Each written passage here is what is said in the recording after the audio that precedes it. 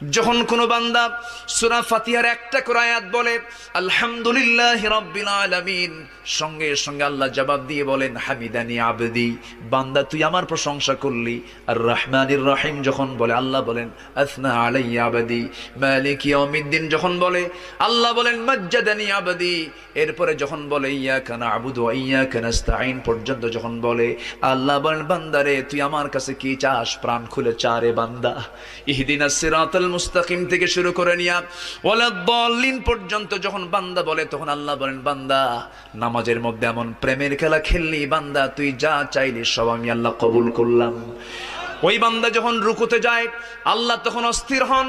ওই বান্দা যখন সিজদায় যাওয়ার জন্য প্রস্তুতি নাই, সমস্ত ফেরেশতাকে ডাক দিয়ে বলেন ও ফেরেশতারা, এই বান্দাগুলো আমাকে দেখলো না, রাসূলকে দেখলো না, কোরআনকে দেখে হাদিসকে বিশ্বাস করে আমাকে খুশি করার জন্য তার সবচেয়ে সম্মান